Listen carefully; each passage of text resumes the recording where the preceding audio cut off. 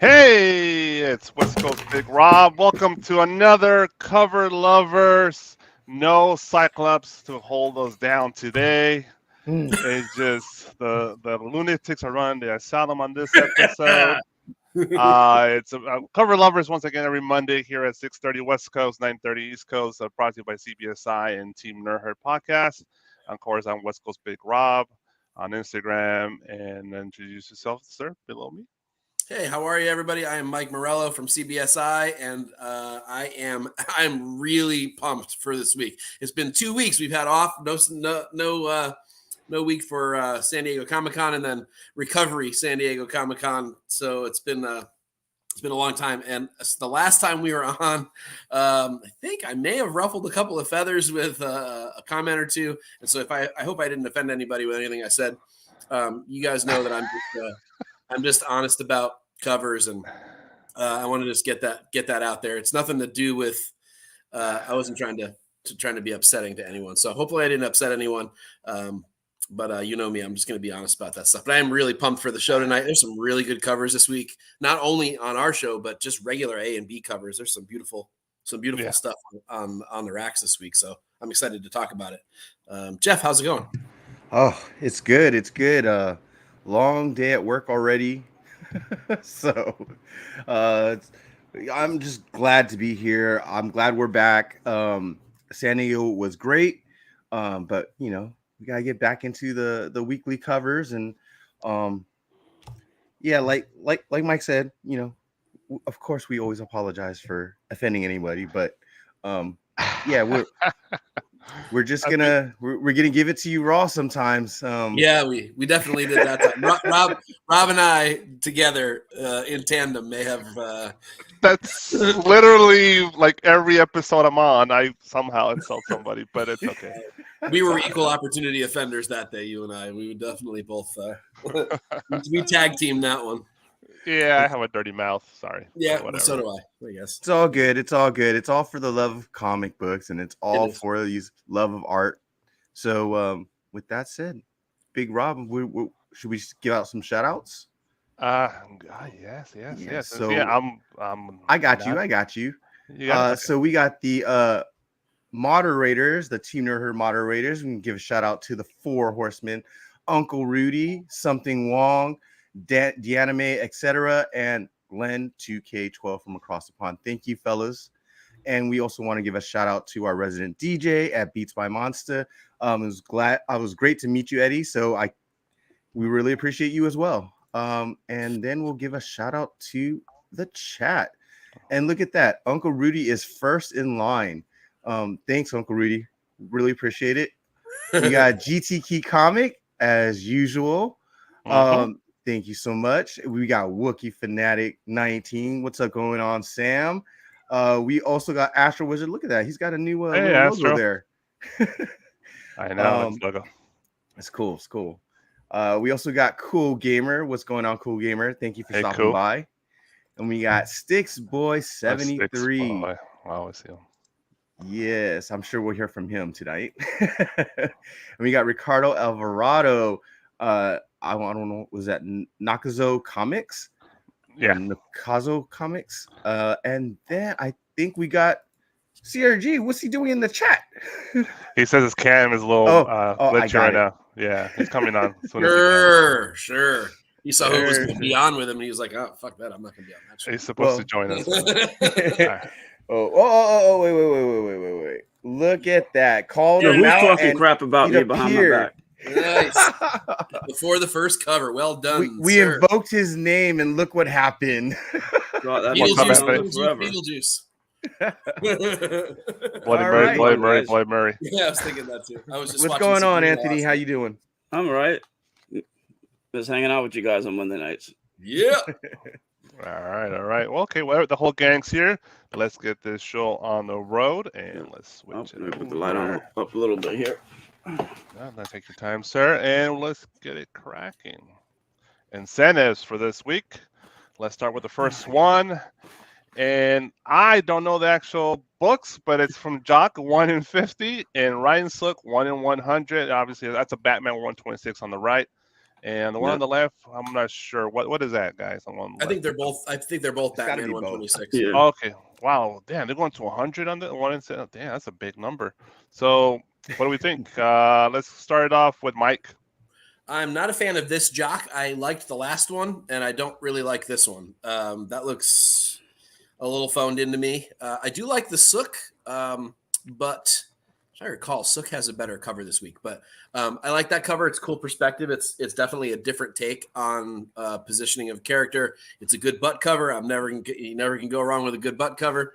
It's sort of like it's a cool. It's at least a scene, right? It's a thing. It's telling story, which I like.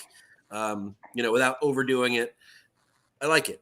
So the Sook, from an artistic standpoint, I would never pay $50 or $100 for either one of these, to be perfectly honest with you. But I do like the Sook as just a regular sort of. Honestly, it looks like an A cover to me, but a good A cover at that. Senor Anthony, what's up? No, I agree with Mike. I mean, to me, the Sook looks like a B cover, but the Jock looks, he's done much better than this. I mean, it looks like almost a triangle with some black paint thrown in it, with a yellow background. That's literally what it looks like to me. Simple. Yeah. A little too simple though. Simple can be good. And even right. No, simple. It can be, but this one just doesn't look good. No, agreed. I don't know if it's the two tones of black or just that you don't see his legs, you don't see his hands, all you see is his cape wrapped around him, like if he was a mummy. Yeah. I mean, I'm sure it's supposed to be like if he just hanging off the ceiling, like exactly like a bat. But that's not what we want. We want to see the emblem. We want to see him. Yeah.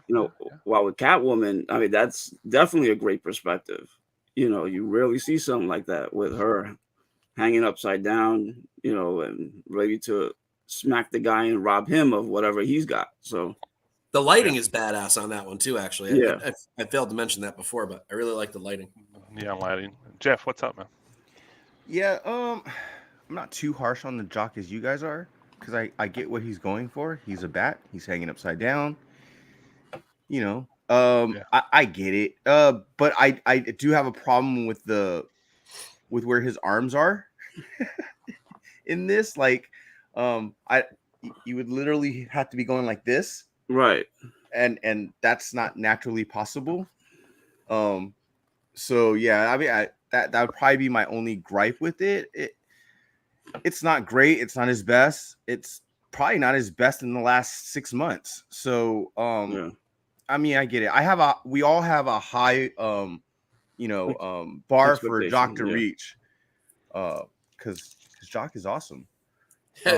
But Sook, that is, I do agree with you. The lighting is great with the neon coming off of it, and like it's all perfectly done. I don't know if it's a 1 in 100 or even a 1 in 50. I would say the best it's a 1 in 25. It looks like a panel. So I mean, that's why I'm not too impressed by it. But like, there's nothing really wrong with it either. It's just not a 1 in 100 for me. So guess what? I get to save my money this week and not buying any 1 in 50s and 1 in 100s. There you go. This week. Yeah. There's one in 1 geez, wow. There is 1 in 50 that I am buying this week. We're getting to it. I think it's in the deck. So okay, awesome. Have you guys seen the swimsuit variant for this comic this week? No, I have not seen that. It's Batman in for this one. It's Batman in Speedos and his cowl. Oh yes, I've seen it. Yeah, nah, I'm not a fan of it. It's hysterical. Oh my god, that's my favorite cover for this comic this week. That's for sure. All right. Batman and Speedos. So on that notice, let's move on to the next one. You got Edge of Spider-Verse #1, the Araña, I guess 1 in 10 variant by Humberto Ramos, and another Humberto Ramos 1 in 25 of Araña. So it's a Ramos on Ramos battle here. So let's start with Anthony this time around. What do you think, man? I mean, it's weird to see, the same artist for both the 1 in 10 and the 1 in 100, and it's the same exact suit. I mean, I know that one is a design variant while the other one is just a regular 1 in 25, but the design variant looks plain and the 1 in 25 looks like a B cover. And with Humberto Ramos, I mean, again, he's done better. I mean, I do like the 1 in 25, but I would have preferred that as a B cover. I mean, to spend a little extra money, I would think that the cover would be better.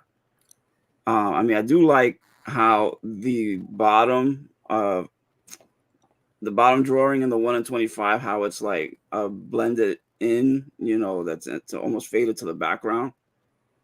A bit more than the one at the top. I wish that, I don't know, that they were all blended with each other. I mean, I think it would have been better, or if you would have added something to the background instead of a basic white. Yeah, I can see that. All right. So, Jeff, what's up, man? Well, I mean, the 1 in 10 is usually just a design variant anyway, so it's pretty blank and plain anyways.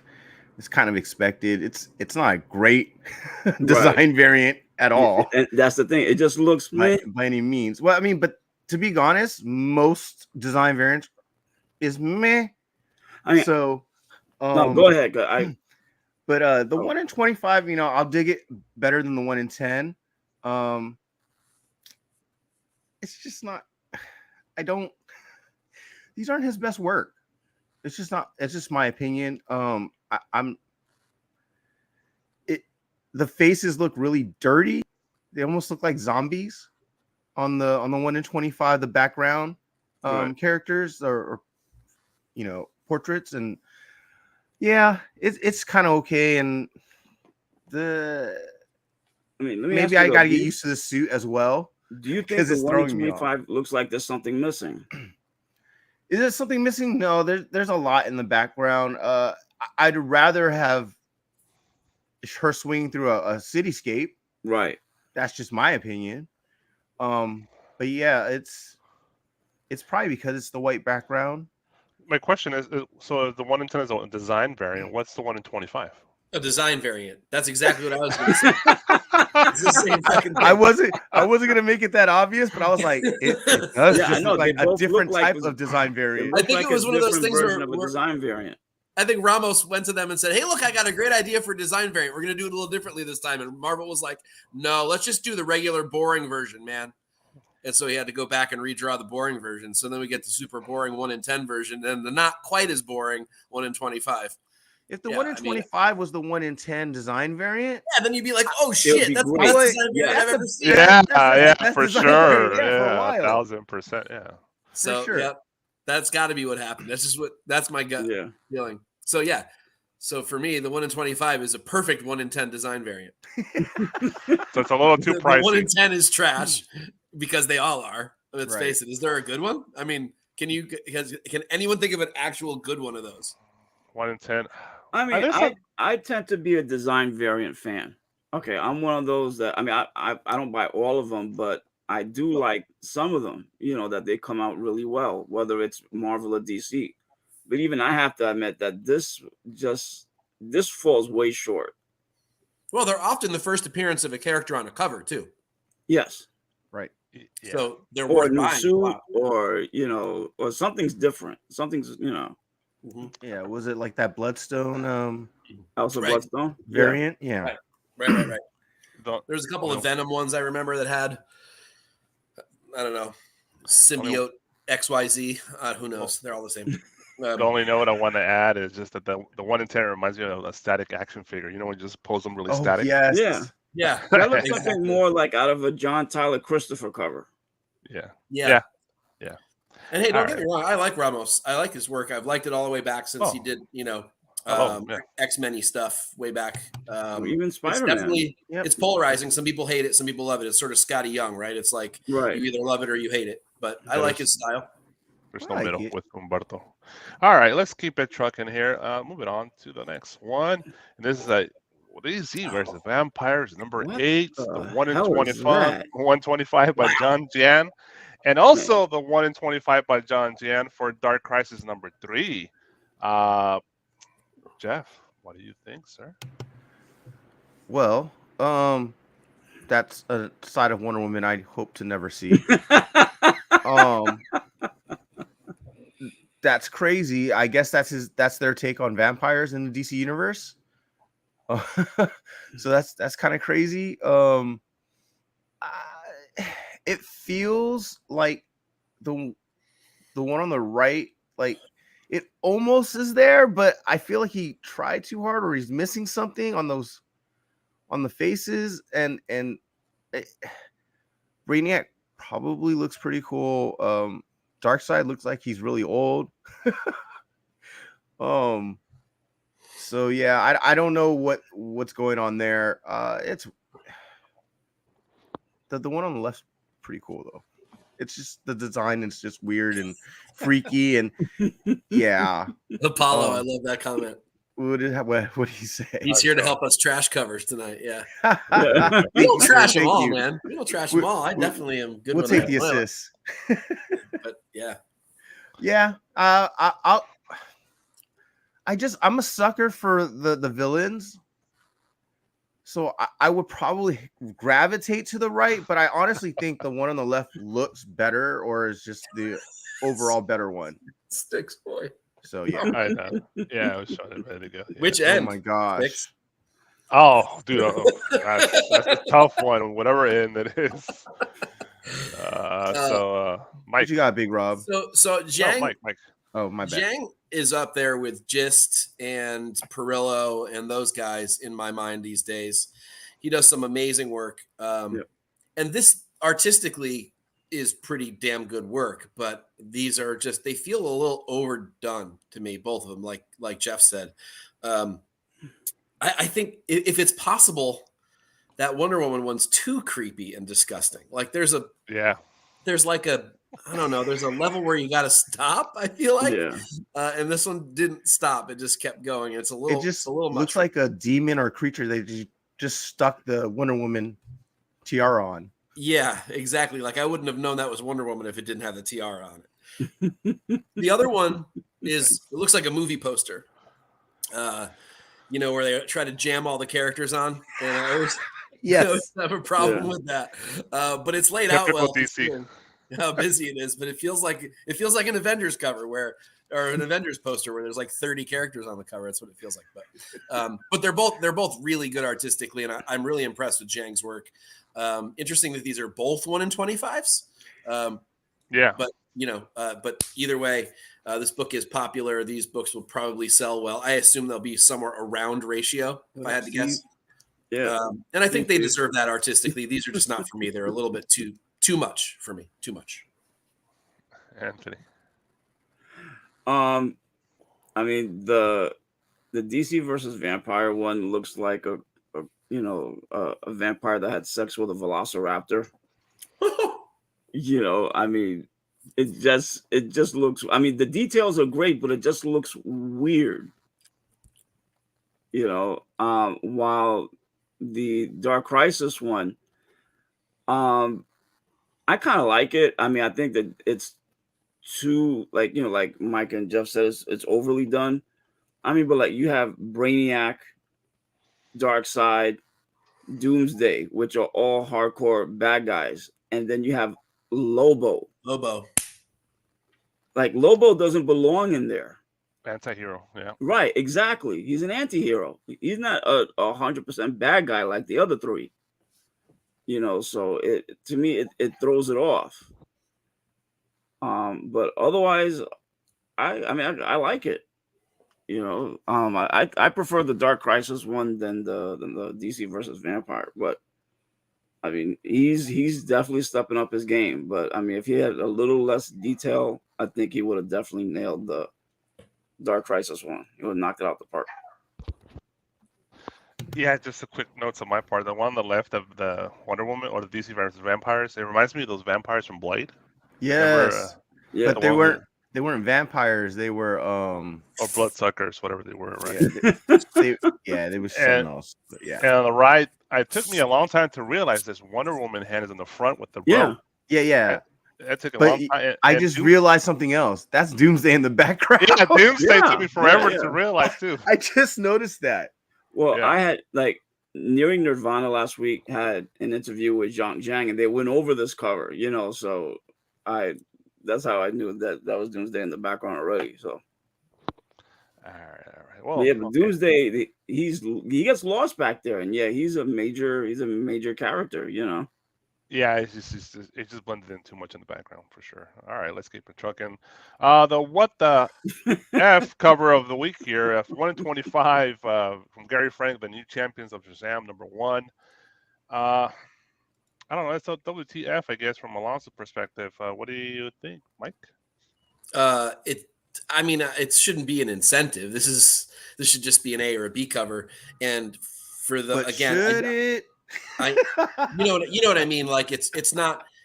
I mean, I don't think there's anything bad artistically about it. No. It's a stupid cover. I don't know why anyone would want this, especially when the dope Middleton is the B cover. If you've seen that thing's absolutely gorgeous. Yeah, I don't know why you would buy anything else this week besides that. Exactly. But I think just DC just picked wrong. I mean, this should have been the Middleton on the 1 in 25, and this should have been the B cover, or this should have been a nothing, or like interior panel or whatever. I don't know, but I mean, line art from a line art perspective, there isn't anything wrong with it. I guess it's a little silly, but just kind of a dumb cover. Anthony, what's up? I mean, the fact that you have, I like the fact that you have Mary Marvel trying to be personable with a kid, but something like this, in my opinion, belongs more on a kiddie book, not on a hero book. You know, as a 1 in 25, maybe a B it's cover, but rough. You know, the A cover and the B cover both look better than this. Geez, I mean, the B cover is better than almost B cover is fantastic. Middleton hits a grand slam again. You know, there's only one person that beats Middleton. There's only one cover that beats the Middleton cover this week. Middleton with his own other cover, with his Poison Ivy cover is arguably better than the Shazam one. But geez, they're both gorgeous. Books I don't read. No. Who's reading this book? #1. Oh, you guys read comics? Oh, what? Yeah, words in it. I'm curious. Sometimes I look inside. You know, I thought they were covers with blank pages inside. I don't know. You read yours, Jeff? I don't know if the WTF has to only do with some. the fact that the guys in the background. Oh, the guys. I guess so. I'm more interested in the city. What city is that? Atlanta or New York or? Well, that's probably wherever, like Fawcett, because I know that the Marvels are in Fawcett City. You know, that's what city that is in the real world that I don't know. They lose me. Jeff, what's your... Yeah, it's you ever see those Archie crossovers with like heroes and like those kid ones that crossover? This is what this cover looks like. The drawing, the art, it literally looks like that kind of art. So I'm a good hard pass on this one. And it's just in an awkward position. It's just weird. I mean, there's no intrinsic value that I find in this particular cover. So it's not like terrible. I just would never pick it up. Why is Moon Girl on a DC book? That's what I was just literally gonna say that girl and it's a 1 in 25. Where's the dinosaur at, man? That's or she's one of the kids in the Shazam family. Possibly. That's all.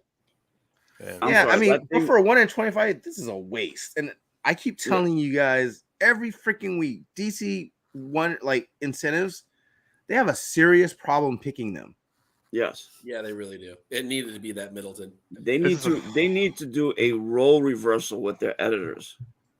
This is a $10 book. Yeah, it's 10. You give it that much, huh?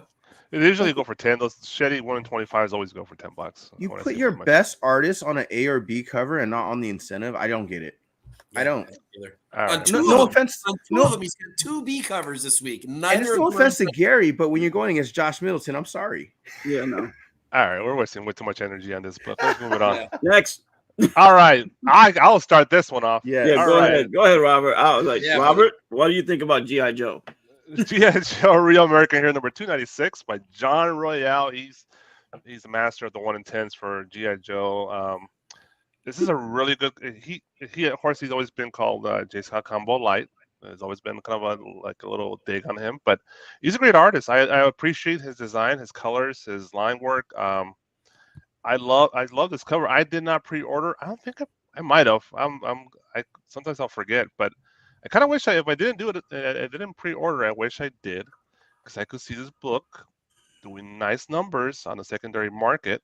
Mm-hmm. I could see this doing $20-$30 book here in the market this couple weeks coming up. So definitely want this. I didn't realize there was bats in the background. Anything with bats, the BATs, those robot dudes. I always want those covers. They're always hot books when they have that character on the cover. So it's a dope book. I definitely a hit for me, and John's my man. So who was in the guts again? Who cares? But okay. No, who's on the guts? Yeah.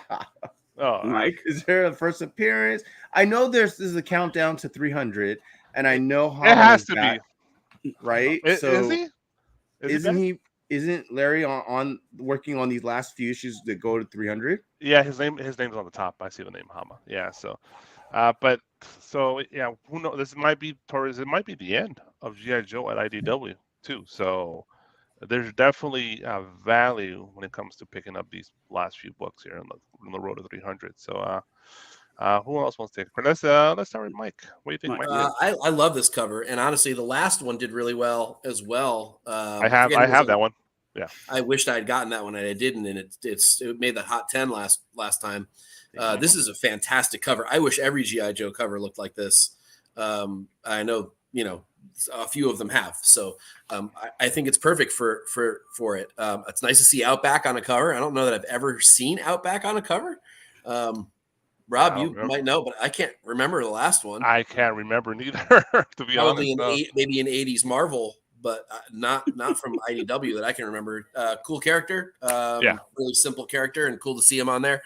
Really great perspective, fantastic line work. Yeah, I could see the J. Scott Campbell connection a little bit. He's got a similar style, but I actually think he's better, to be perfectly honest with you. I would love, and I don't hate Campbell. He's got his thing, and it works for what he does. But for this, the action's there. I feel the emotion of it. The line work's fantastic.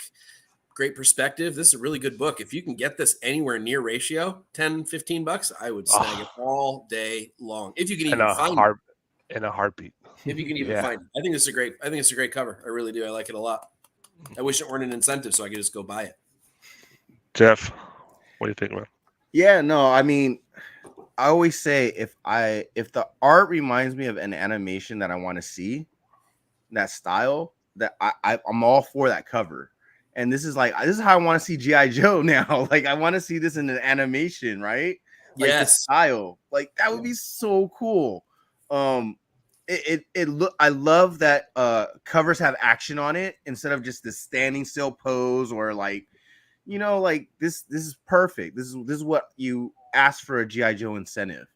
So yeah, I'm all for it, and I'm on board with the getting these issues that go up to 300, because I mean, it's a storyline that they've been talking about for a while. So, and also, it's a milestone. So, who knows? It's just worth it because they're also hard to find. Yeah. Anthony, ¿qué piensas?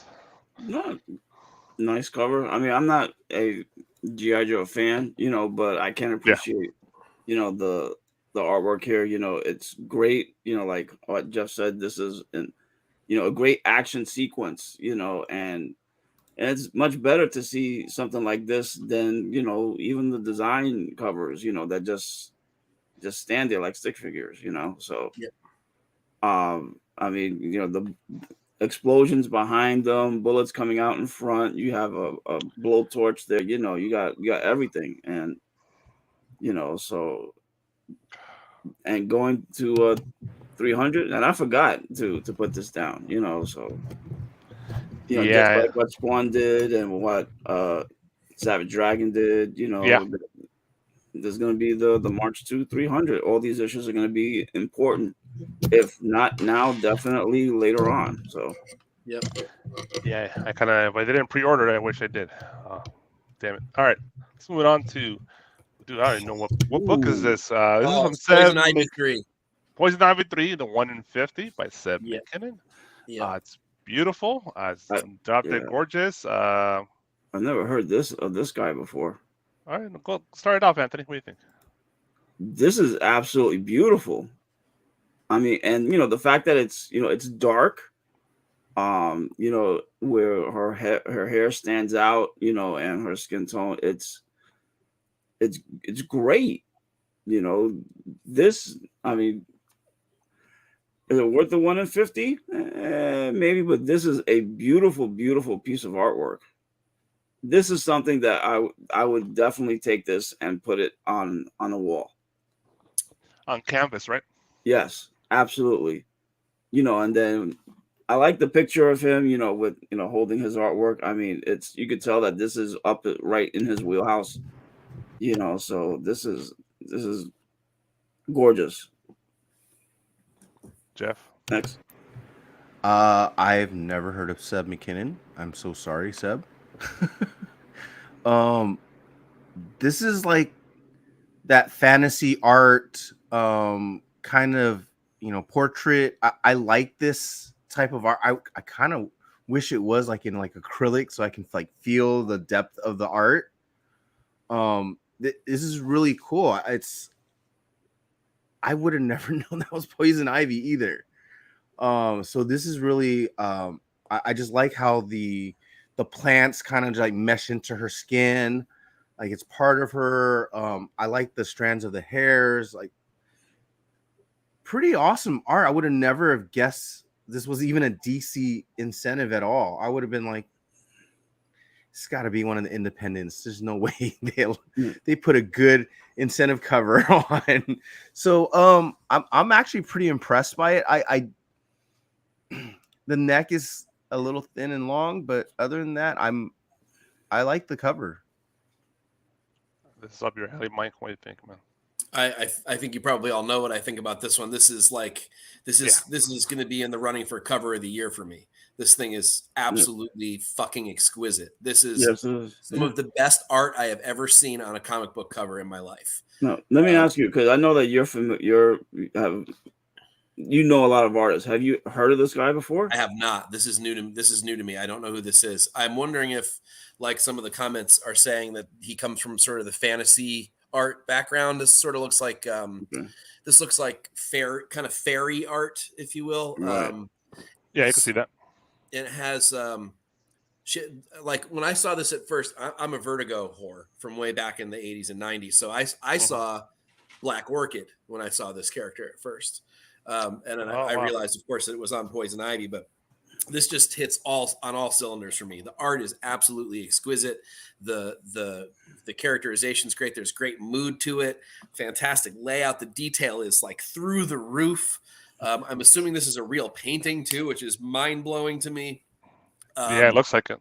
Yeah. I put my money where my mouth is. I already have one shipped to me. It's on the way. All right. I paid Ratio for it. There are a couple of other copies at Ratio. right now on eBay. I don't know how long that'll last. This is going to be a sleeper. Yeah. I think it is too. I think that it's going to go under the radar tomorrow and the next couple of days. And then by the weekend or next week, it's going to be $100 book. I agree 100%. This is one of those that whoever is the editor at DC, they definitely hit the mark on this one. Absolutely, especially considering the other covers. There's other great covers. A beautiful Art Germ. There is the beautiful Middleton. There's I forget, a Franny. Wow. I think there might be a fifth cover for it too. And this one blows all of those away, which is like, what? You're like, wait, where'd this guy come from? Exactly. Better than Middleton? It's just unfreaking real. And the Middleton's absolutely gorgeous too. I think it's the non-incentive cover of the week, along with that Shazam. Yeah. But this one just destroys them. I think this thing's unbelievable. It's going to be up there for cover of the year, up there with like that Death from Jenny Frison, and a couple of others that I really also love. Like, because like you see how like the branches and the thorns come out of her. Yep. That's what I said. I would never have thought of that. This guy really did it. But that's like the true fantasy value of it, right? Like and it even looks like a special edition, like slipcover of a hardcover book, right? Like it's just that's amazing. Yeah, something like this, whether it's an acrylic cover, a foil cover, it would on a wall would look absolutely beautiful. Look, you guys know me too. I bash the hell out of covers every week because, again, for a 1 in 50, I expect it to be a good piece of art. But when there's a really beautiful piece, man, I am the first one to just go crazy for it and really drool and pay for it. Like I said, I bought it right away. Literally the second I saw it solicited, I bought it. All I want to say is welcome, Seb McKinnon, to the comic book world, and can't wait to see your future work. Yes, absolutely. No yes. Please do really, really, really well so that this book becomes worth a lot of money for me. I really, really hope I can sneak into my LCS and get a copy. There are a couple on eBay right now for Ratio. If you feel like this is worth Ratio, I think it is. Absolutely. Yes, it is. I paid $50 even for it. Yeah. I think that's underpriced. But I do too. All right. Well, let's keep on. Rob, what do you think of? I was gonna say, what do you think of it? Oh, dude, it's obvious. You guys are all glushed over it. I mean, like it's badass. I can't wait to see what this guy comes up with. Honestly, that's really what I want to see. What is coming up next up the pipeline for Seb? Because if this is his opening banger, dude, yeah, it's like the sky is the limit with this guy. Yes, I'm gonna do some research on this guy. The way you just put it, because he set the bar really high. Now the question is, can he match or exceed it? Well, but even if he does, he won't, because people will still always go to this. It's like the Middleton Batgirl cover. Is that his best piece of art? No. At number 23, it's a cool piece, but it's not his best cover. Let's face it. But it's the one everyone goes to. I mean, even though in the Batgirl series, that was the best one in my opinion. Yeah, but I think he's got better. Better since then he's gotten a lot better. Just his Mira covers at the same time were better, I thought, than the Batgirl covers. Yeah. Yes. The ones on the Aquaman book. There's like 3 or 4 of them that blow that Batgirl away. Oh, hell yeah. Yeah, I'd love to see this on camera. I'd love to see this on canvas for sure. Oh man, I would love to see this in person. Shit, I would love to own this piece. Oh God, that's way out of my wallet range. I'm sure it is for me too. But all right, let's move on here to Eternus #1 from Scout Comics from Tahani Farr, the 1 in 100. This is it's really well. It almost like it's a good challenge to the book we just saw. I think it's really well done. So, but Mike, what do you think? This is amazing. I did not see this book this week. This is a complete surprise to me. And holy crap, this thing is absolutely gorgeous too. What was that? This makes me wonder what I'm doing. Yes, yeah, right? Like, yeah, what am I doing with my life? Like, wow, this is incredible. I mean, I assume it's going to go for, more than Ratio because it's going to be harder to get. But man, this is gorgeous. I don't know who Tahani Farr is either. I was just going to ask you if you knew who she was. No clue. Man, I only have, if I have to criticize anything, I'm going to criticize one thing, and it was to sort of frame in the head on the left side. Should have just let it go off the edges. I think it feels a little forced to fit it into the frame, but Right. I mean, that's super nitpicky. I mean, yeah. I'm being ridiculous here. This is an absolutely gorgeous piece of art too. I mean, you're right. Pitting this up against the prior one is it's hard to say. I think I like the Poison Ivy better for personal reasons. Yeah. But if I'm looking at it, if I'm stepping back and looking at it from artistic perspective, I don't know that this is any worse than that. You know, I don't know which one's better. They're both incredible. This one could be digital though. House of Nerds, what's up? Oh yeah. This one feels like it might be digital, which would push the Poison Ivy over the top for me because I feel like that's definitely really painted. And I always have a little bit more of a draw toward what I feel looks like it's been made in real life rather than on a computer. But either way, the end result here is exquisite stuff. This is stunning. If it's digital, that's fucking crazy. It is. Anthony, what's up, man? I mean, the only thing I guess I would have a problem with is the amount of snakes? On the top. You know, I mean, but other than that, you know, and like Mike said, the framing, if it would have been moved over just a smidge, you know, and it would have been centered a little better. But this is an absolutely gorgeous piece of artwork. Again, you know, obviously different class and style of art, but nonetheless, you know, the fact that you can see the scales on each of the individual snakes, you know, I mean, that's insane. Yeah. Mm-hmm. You know, and then you got her white eyes and, you know, the claw, her nails that look like claws. And is this the book that's written by Andy Serkis?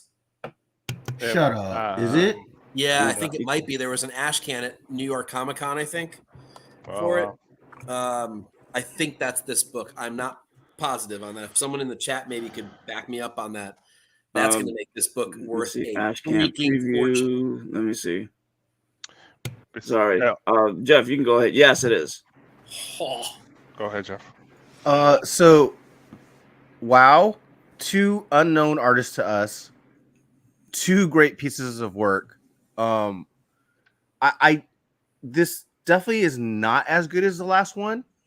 And the only reason why I'm saying is that like how thick her neck and face are compared to like her body feels really thin and it's a little thin, yeah. Yeah, right. Like, and I'm not talking like thin, like fat thin. I'm talking like her shoulders are like too close together and the perspective, yeah. Right. It's a little. She could be like doing one of these though, like I don't know. Yeah, we're nitpicking, but maybe, we are nitpicking, but this is great art. There's one sale. Really? 240. Well, damn. I can't even imagine like who's ordering 100 Eternus #1 from Scout Comics. That was my comment. Like Scout Comics, a 1 in 100. Yeah, when was the last time you heard that? But if it's Andy Serkis's book, they might. Right. But that's the only reason. That would have to be the only reason. Yeah, I still don't even see a lot of comic book shops doing that, anyways. It's not Keanu. It's not, you know what I'm saying? Like right. But it is Serkis, and I would definitely pick up a copy of this book. I'm with Mike. It does look digital, so I'm a little afraid that it is digital. But for digital it's freaking awesome. So it's one of those things where I think we've said it before, or at least Mike has, where, you know, digital art, when it gets you, when you're questioning it, if it is digital, then you're like, okay, that's actually a pretty darn good piece of art, even if it's digital, right? So I'm definitely on board with it. Just I don't know where the hell I would find it. And because for $250, you need to have an understanding, you need to have the artistic understanding of what it would have looked like in person in a real painting, which means you still need to have the talent to have painted it for real to make it look like that. Yes, right. I know that's a really convoluted way to say it, but that's why those digital covers, they hit me because I feel like that artist has the wherewithal to do it with paint, just didn't feel like it that time, and that didn't mean that they had any less talent. Whereas I think a lot of digital artists don't have the same level of artistic talent. I really don't think they do.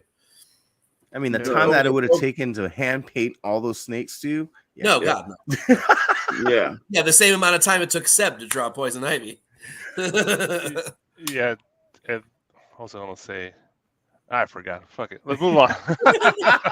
Do you like it, the sir? talent scout is at Scout Comics who found this person? Kudos to them, big time. Because yeah, Tehani, I like her. Yeah, my comic shop doesn't even list this variant. And again, this is another name that we look forward to seeing what her next work is going to be.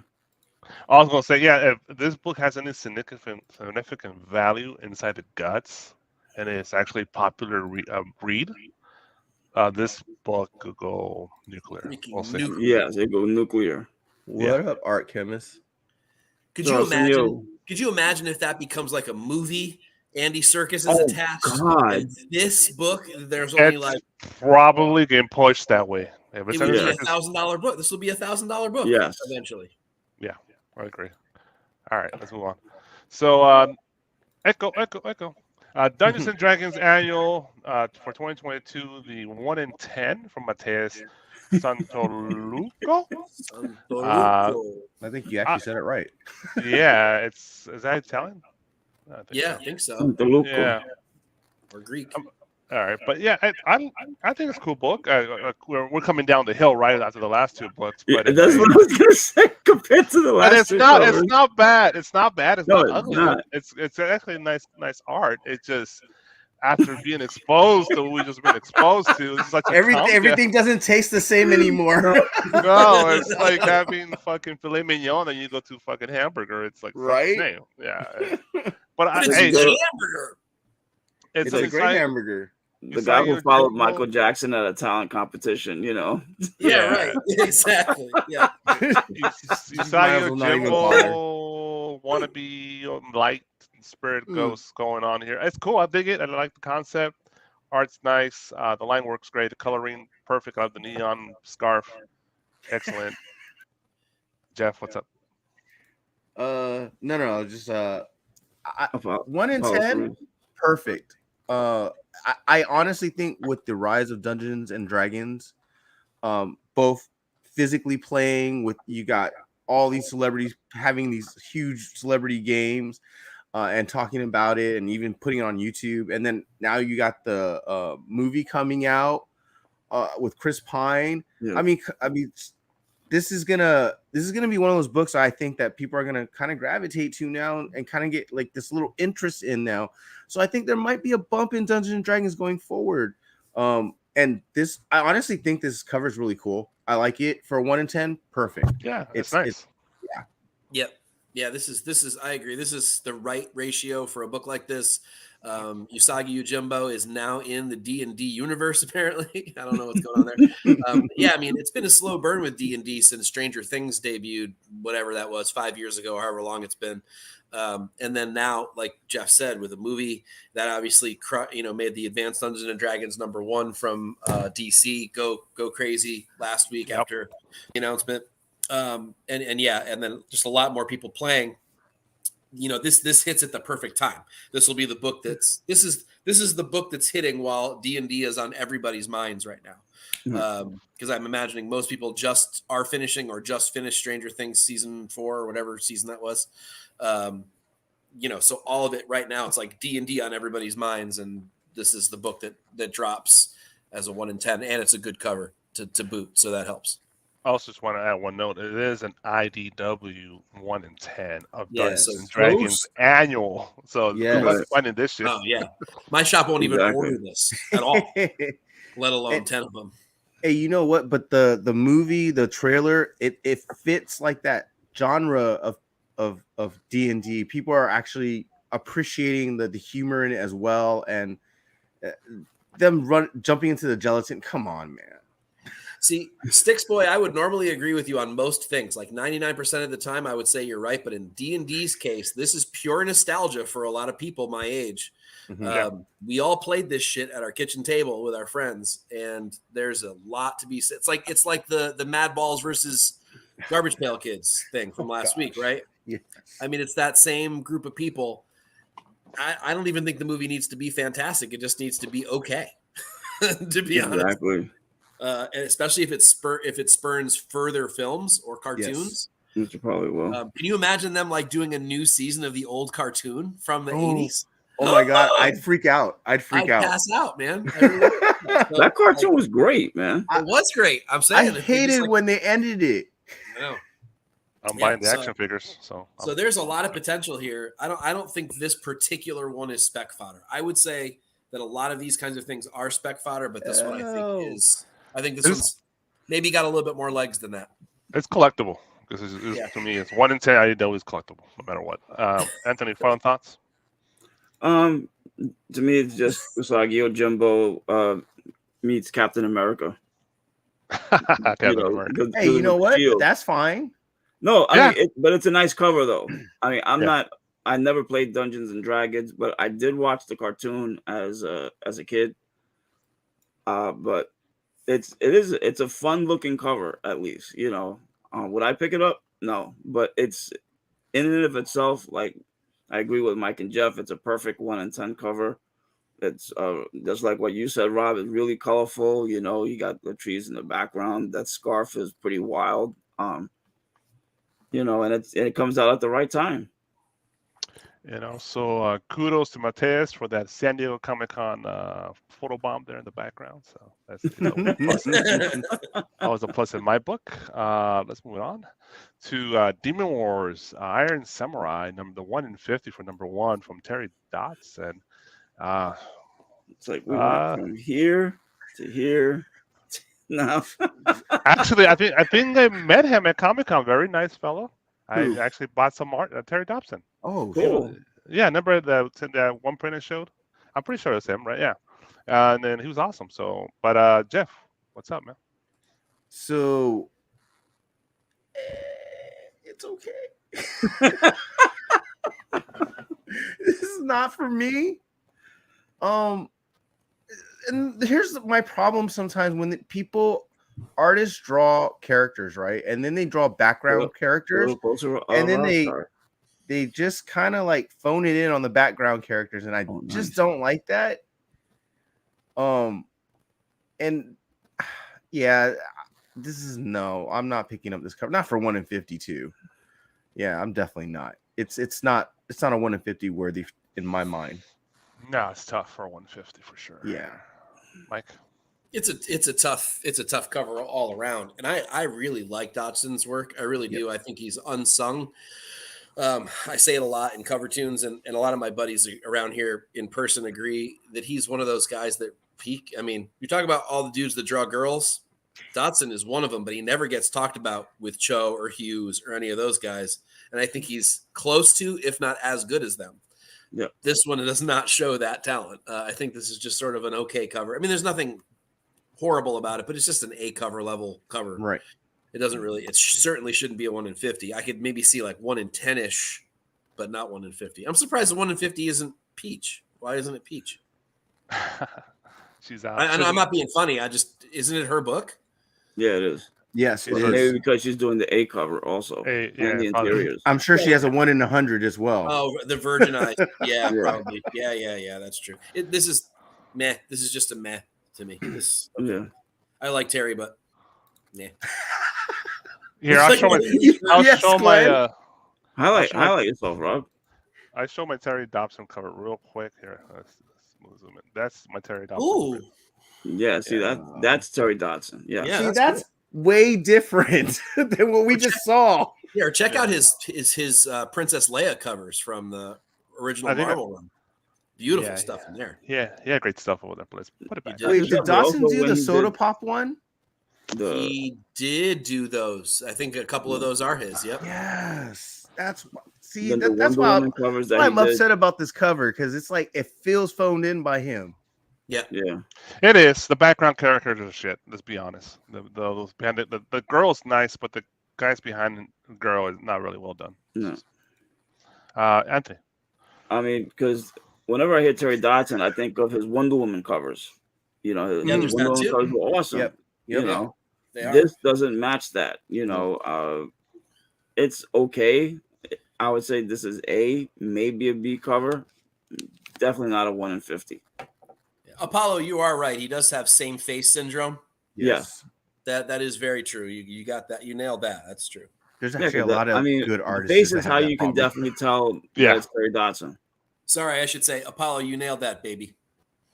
Yeah, it's his signature, right? His face. It's a signature. Yeah, but he's not alone. I mean, you could say the same about Hughes. You could say the same about Campbell.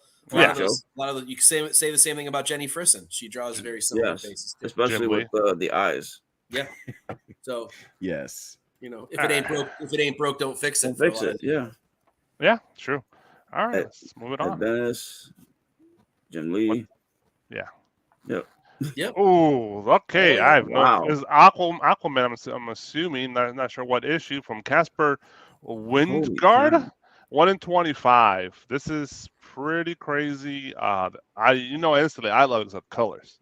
The colors, the purples, the neons, the pastels here, whatever. It's just fucking colors. Orgy. So it's brilliant. I love it. Jeff, what's up, man? This gives me just because I was there at the booth, this gives me Mondo vibes. Yeah. 1,000%.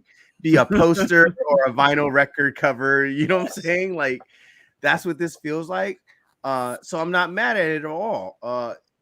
It's kind of crazy. So it's kind of out there, and I kind of like that. That kind of art style. So is it the best art? No.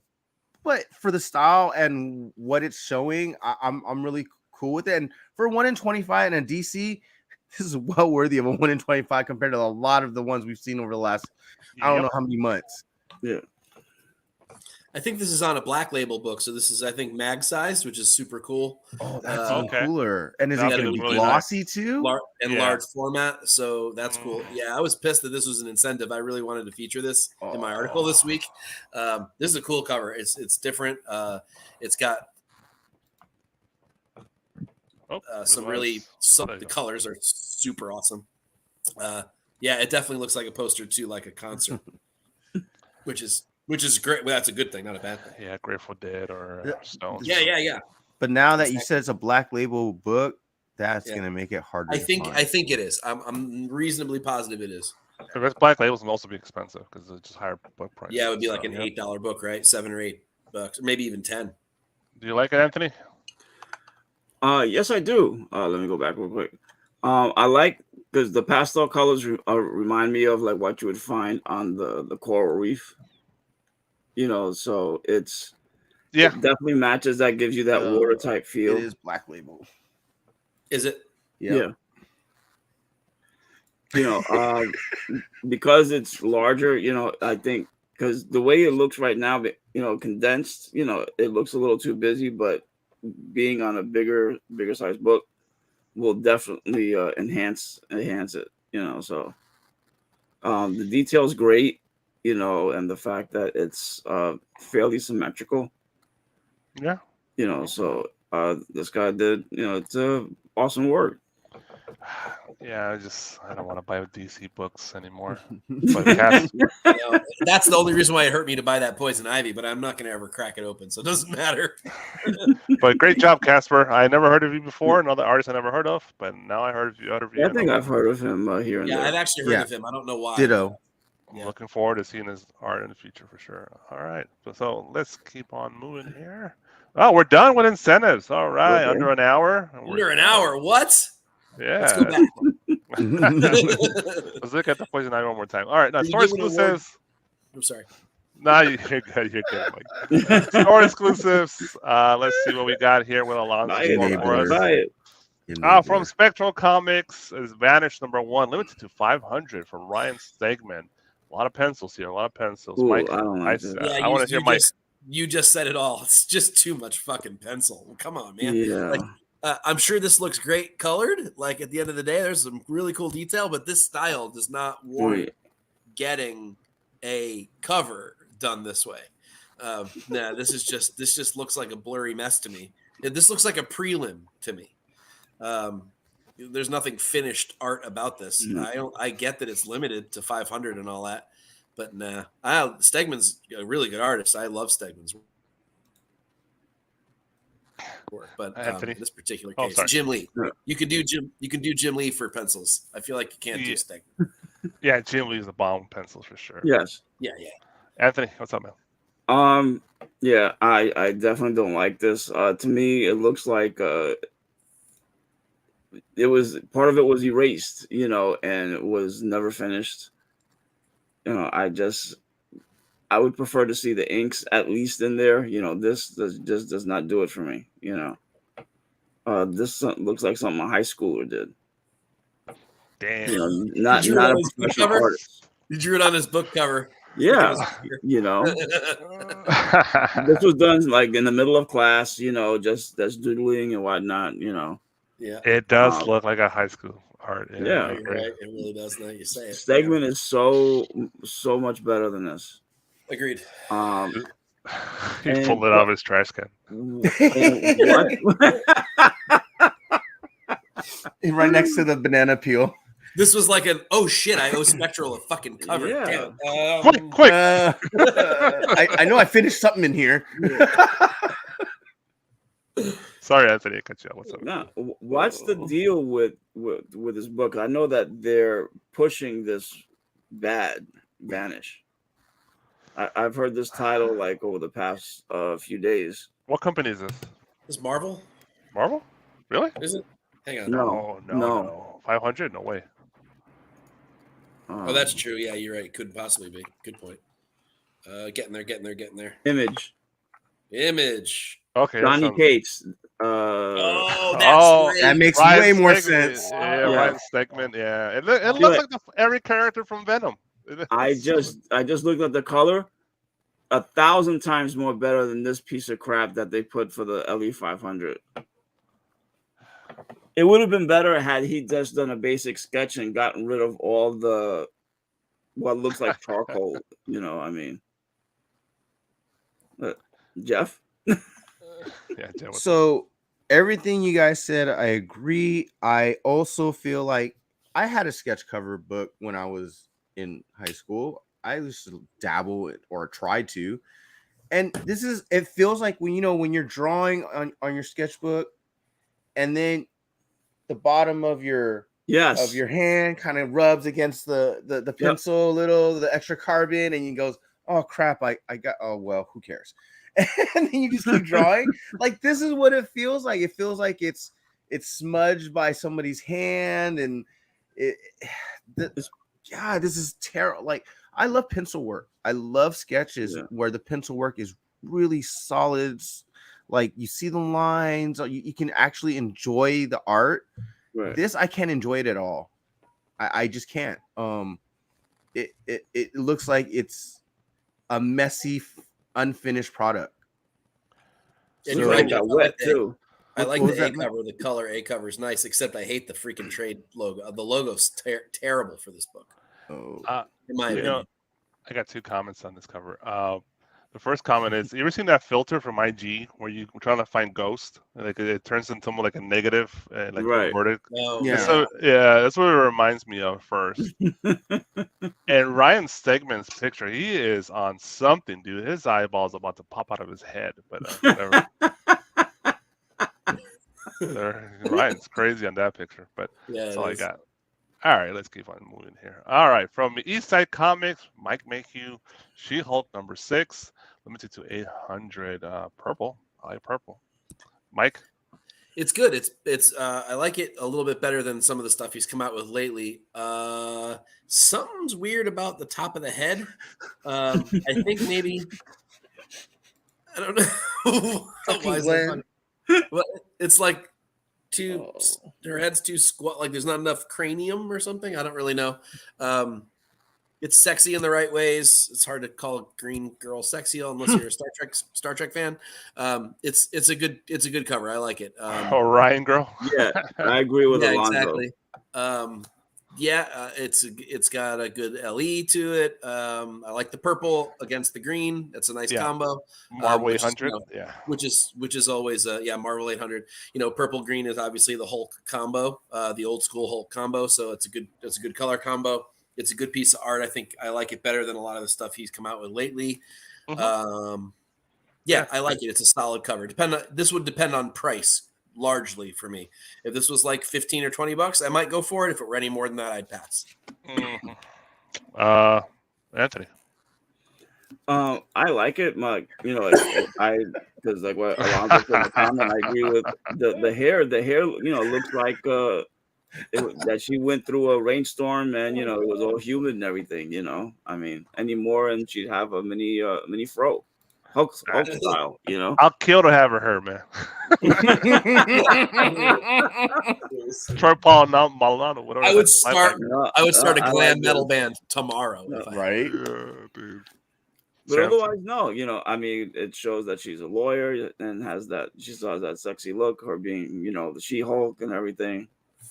Even though, I mean, her legs look a little too thin. I mean, really? they look a little for someone who's supposed to be a Hulk who could jump really high and far. Her legs, to me, look a little anorexic. Okay. If you look at the damn knee, the one over the other leg, something's wrong. Yes. The knee is not drawn correctly. That leg is too big in comparison to the one that's. It looks like it's separated from the thigh and the knee. It's like two different parts. Yeah, I get that there's supposed to be like calf squish going on there, but it's not quite. Yeah, it's working. It's awkward. Yeah, it is a little awkward. So, all right, Jeff. No, yeah, I get that part. I did notice that. I knew you did. I don't think her legs are too skinny. I think it's shadowing as well. So just part of it doesn't look like it's there. Yeah. But Mayhew, I love the face. He always nails the face. So I'm really the rest of it, I'm kind of purple background works. At least it feels like a Mayhew this time. No, it absolutely feels like a Mayhew. Yes. And I'm not mad at it at all. Like you said, it would depend on how much it is. Because it's an LE 800, I would be tempted. But it's also number 6, and I don't know what's good in the guts. And I'm not trying to jump on that hype train right now because She-Hulk is about to come out. 40. So holy shit! No. So this is here. Is that for a trade dress, Baba Yaga? I think there's only a trade dress. Oh no way! That's crack baby numbers. No way. No. Yeah, I'm passing on this one for the price. Yeah, it's good in art. Wow. It's 40. Yeah. Good. This is when you've got to step back, ladies and gentlemen, and say to yourself, "What else could I buy for $40?" Two other store exclusives. Think about all the comics on your list that you've had on that list for like 5-10 years. Go buy one of those instead. Yeah. Wow. And that's the only. Yeah. Good cover. I'm not paying that price. No way is that a $40. Yeah, get the fuck out of There here. are much better comic books and on East Side that you could do for $40. He'd have to remark or sign that shit for $40. Yeah. Yes. Right. Yes, Apollo. Exactly, Apollo. Yeah, good call, Apollo. On sale for $15. Yeah, this will be $15 on sale. Even my dog's pissed. He's like, "Fuck that." All right, let's go. Moving on here. I actually like this from the Comic Mint. Wolverine X-Men Legends Limited 3000. So there's plenty available from Herb Trimpe. As obviously this is an homage to the 86 Fleer, 1986 Fleer. If that famous car with the Jordan on it, and there's Barkley and a lot of one. So right there, I'm a sucker for that stuff. So it sells me. Yeah, the art it's simple, it's basic. It's the what do you call this concept? Shattered glass. Yeah, shattered glass. Yeah, because I remember they're doing Turtles back in the day for those. But so it's a simple Wolverine from Hulk 181. Obviously, it's the same image, I believe. So I like it. The 86 Fleer sells me on it because I'm just that kind of a sucker. Jeff. Okay, so I remember the original cover that wasn't Shattered Glass. I actually wasn't that into it then either. It's okay. It's not. It just I don't like the drawing of Wolverine. Oh, the art's trash, but like, Yeah. it's the homage. Yeah, the homage is what tickets me. I am a little bit of a sucker for the Shattered Glass, but honestly, it does depend on which version, because some of it doesn't look that great as Shattered Glass. And this one doesn't work enough for me just because of all the white and black on it. I think I usually think of like stained glass, right? And stained glass has the colors and just that makes it more valuable to me. So I'm gonna pass on this one. But if you're a Wolverine fan, I mean, I get it. And if you're a card collector, I get it. This would definitely hit a bunch of different, I guess, things for everybody. You know, like, you know what I mean. I But yeah, what you mean, Jeff. I'm passing. That's the exact problem I have with it. It's like it's the wrong stuff combined. It's like Yes, a basketball card with a Comic character. an old piece of art that, let's face it, isn't really that great of a piece of art. I know it's iconic, but doesn't make it good, right? So, but he got hops. He could jump, man. I mean, we could stretch it and try to figure out what the association is here. But first of all, I don't dig the whole Shattered Glass thing in the first place. I don't like it. Don't get it. I hate it. Yeah. Secondarily, I don't think this is the right combination of homage-y things to put together. And so this is like a triple pass for me for all those reasons. Anthony, your thoughts on this? Ditto. Let's go next. all I want to say also is just I would love to see a 1987 Topps or 1989 Upper Deck homaging and like the actual characters on whatever, doesn't matter, Image, Marvel, DC, but actually playing the sport in the cover. That'd be funny and that'd be cool. Oh, now that would be fucking great. That's what 87 Topps or 89 Upper Deck. That's what I would love to see. Playing Rudy, baseball. I love Rudy's comment. This does remind me of Color by Numbers. I can't unsee that now. Oh my goodness. Yes. Oh my God. Where's the numbers? Yeah. Yeah. I'm sorry. That's great. For someone who used to collect cards, I can't have the cover as a card on a comic book. I mean, to me, it's just weird. No, I'm not too mad at having a card on a cover. This is not the one. Do it as a Marvel Masterpieces card instead. Yes. That makes more sense. Well, they did right with the Joe Jusko stuff, and that was uber popular. So. Right, but at least like a lot of those covers, they made it look like a regular cover. You didn't have the border. Yeah, they took the card borders off and all the logos and stuff. So they should have done it They should have done like the foil Marvel logo at the top, and that's the way they should have done it. Yeah. Maybe I'm crazy. I mean, that's why I like that Mad Balls versus Garbage Pail Kids. The B cover, the card variant, because that made the most sense. I mean, those were cards. That's what they were stickers, but you know what I mean. They came on cards. Yeah. Apollo gave him a minute and a half too long. Still, I want 89 Ken Griffey Jr. as, I don't know. That'd be cool. I like that. Yeah, that'd be cool. That's what I want. I like the idea of having them play the sports. That's cool. Oh, I can't believe what you're about to go to now.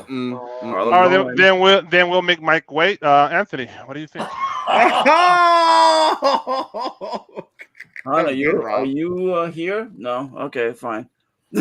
He's about to pass out. Look at him. Anthony, what are your thoughts, man? What do you think? Lock the door. Wife's gonna come jump in just when you look at this.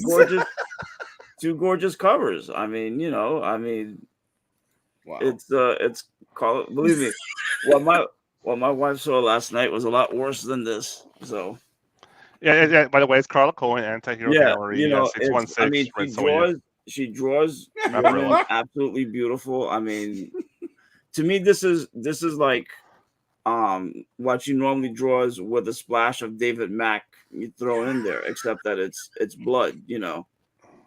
I mean, obviously you don't know if it's because they sliced some guy up or it's because you got blood coming out of your nose, because of or some there's blood splatter. Yeah, let's get banned again or somewhere else, right? But no, it's absolutely beautiful. I mean, Red Sonja and Vampirella, dynamite, bang bang play here, so. Yeah. Mike? No, I Jeff. don't think I get to go next. I have to wait, right? Mike, gotta wait. Mike? Oh, Hands man. up, hands up. Jeff, what are your thoughts on this? Beautiful Vampirella, year 1, issue 2, and Red Sonja, issue 12. I like how she made the blood splatter watercolor. And wow, the Red Sonja number 12 is awesome. I'm a little off. The Vampirella one, there's something wrong with it in my eye. I don't know what it is exactly. Maybe it's her arms. It looks like her head is twisted. Yeah, it's very awkward. But I'm pretty sure it's a model posing that way. Yeah, the rest of it's great. Yeah, because I can't twist my neck all the way out. But Kohan, she can't do no wrong. Almost, I swear to God. No. I don't want to buy it, but damn it. You're gonna buy it, sucker. I've done it so many times. I'm like, I'm not gonna buy this one. I'm not gonna buy this one, and then I'll go to another freaking con and buy it. My question is, how much are these? They're $20. Oh, dude, that's not bad at all. Yeah.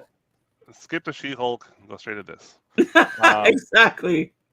And you get Mike, 2 for the price of 1. And I wonder how Mike knows they're $20 because Mike bought the Red Sonja. Come on. I mean, and the Vampirella. I mean, Alonzo, Alonzo, I know you're lurking in the chat, bro. Like, you had to know. I mean, not only did you give me a Red Sonja cover and a Vampirella cover, but then they're both butt covers, and then they're both Carla Cohen. Yeah, right. Like, what? And Red Sonja and Vampirella. Yeah, even if it were just the Red Sonja, butt cover, Carla Cohen, that's a home run. That's a grand slam all day long. Oh wow, that comment was rough to watch. Yes. I didn't want to say it. I was thinking it, but I didn't want to say it. Yeah. I'm glad she said it and not any of us. Yeah, she's a girl. She can say it. Oh, Lord. No. These are fantastic covers anyway. I mean, let's take the sex out of it for a second and just take a look at the art. I mean, she's just a freaking genius. I mean, there's no question about it. She's masterful. Peaches for days. Not only the ability to draw the human form, regardless of how sexy or not that she does it, but just the understanding of light and curve and line and position. And man, I can't say enough about this artist. I really can't. I mean, she claims to be a Perillo disciple. I think she's better. I mean, that's hard to say out loud because I'm going to get struck down by Perillo lightning. But don't get me wrong, I love Perillo as well. But man, Carla Cohen she's in a different league. She almost we're spoiled, ladies and gentlemen. To have let me ask you, woman in comics. Is this painting or is this digital? This is painted. Mm-hmm. Are you serious? Yes.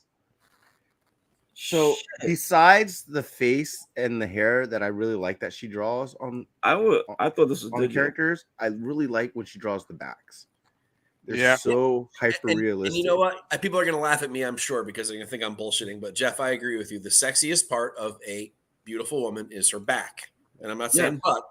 I'm saying back. But something about the musculature in a female back is incredible. And if it's done well, like Cohen can do with the right, sort of like the right definition, it makes it that. So while I like backside covers because I like butts, he does like the backside.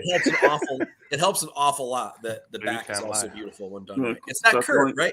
Let's face it. Calling you Sir Mix-a-Lot. It's the curve, and then seeing like the indentation of the spine where the spine meets and the muscular, right? Exactly.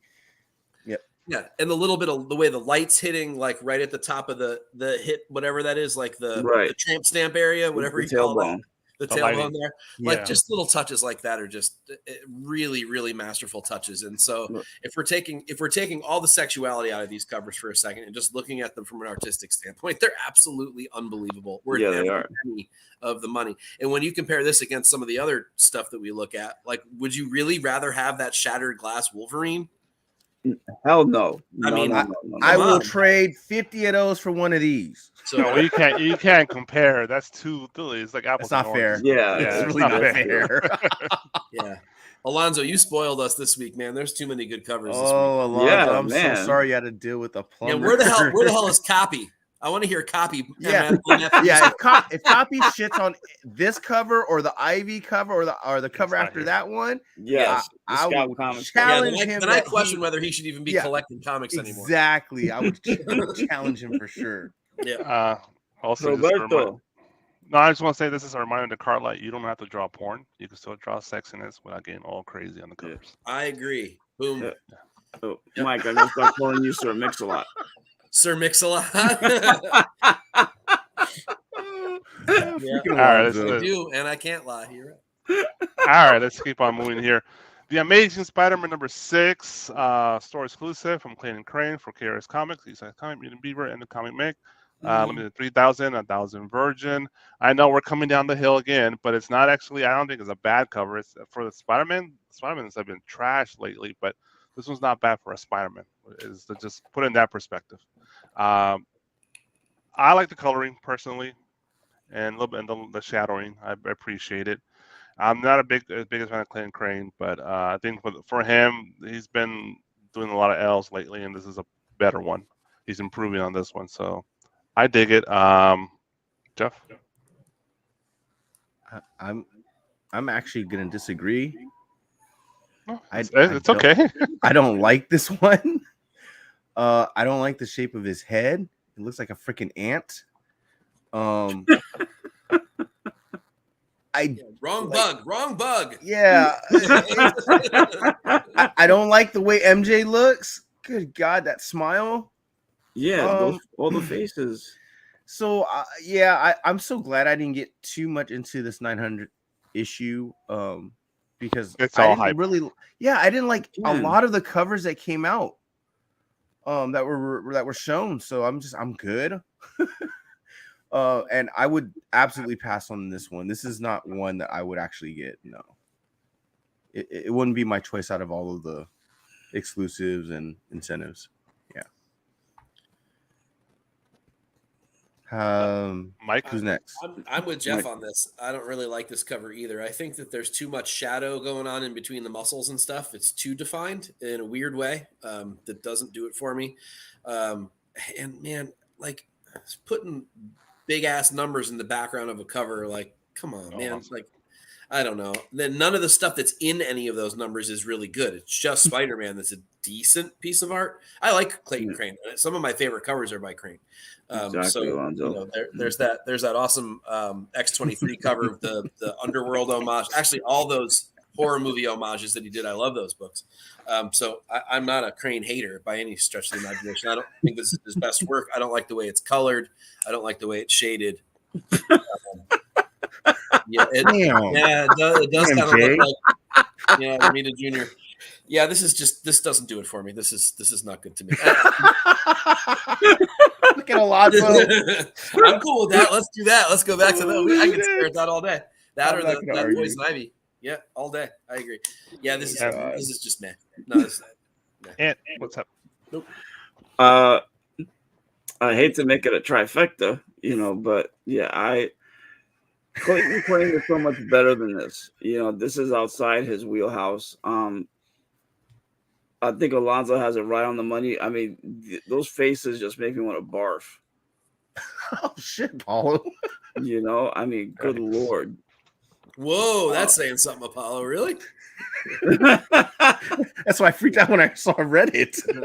I would take Rob Liefeld's over this one, believe me, because the Spider-Man isn't bad, but all the faces behind it looks like a kid drew them.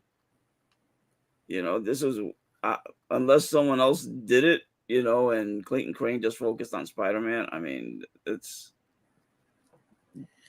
Venom head is the only one I think that looks good out of all of them. Taskmaster's okay. Venom. That's why. Yeah, it actually looks like a bunch of remarks put together, to be honest. Yes. Yeah. But it looks absolutely terrible though for a 900th issue. And of course, that this is, again, it's a setup. Even though it's Amazing Spider-Man #6, Legacy $900. You know, which is it's ridiculous. First of all, that shouldn't matter. You wait till you get to 1,000 before you do anything. Yeah, like that. yes. Not trying to milk it. We can't make money if we do that. What's wrong with you? Yeah, just reboot it. Give me another number one. This book is going to be $10 cover price. Yep. Silly. Okay, and that's just the A cover. This is probably going to be about $30-$40. Wow. And it's not even worth it. 60 for the set or something stupid. I wouldn't even pay 20 for the set. I wouldn't pay anything for this set. I'd hand this shit back. I got your back, Clayton. Look, I like Clayton. Don't get me wrong. This is I'd buy Clayton, send your hate mail to these three fools. I got your back. It's not terrible. It's not terrible, and I like Clayton Crane, but this is not.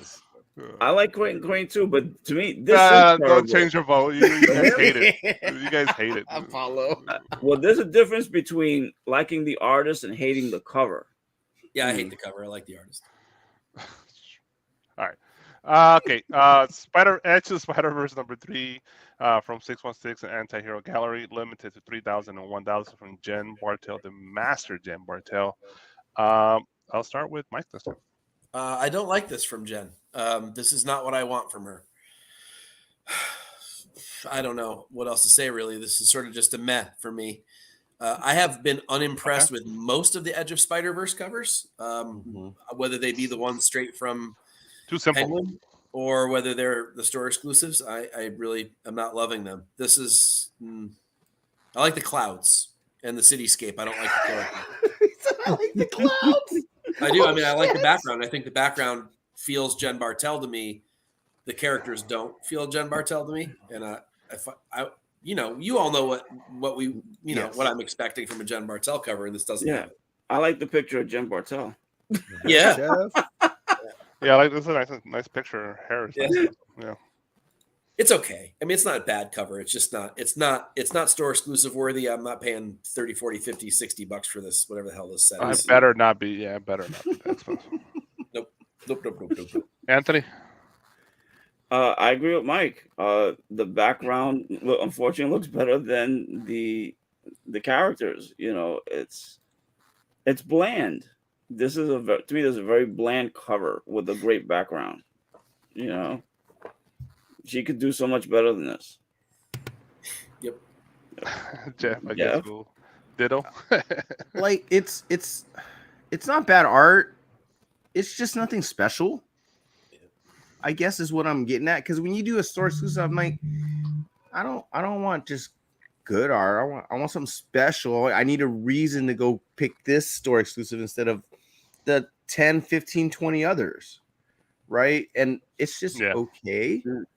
I'm not even saying it's bad Jen Bartel art. It's not what you would expect from her. It's off-brand enough that it kind of. What if I told you this were a Jenny Frison? You'd be like, same thing. What? Why?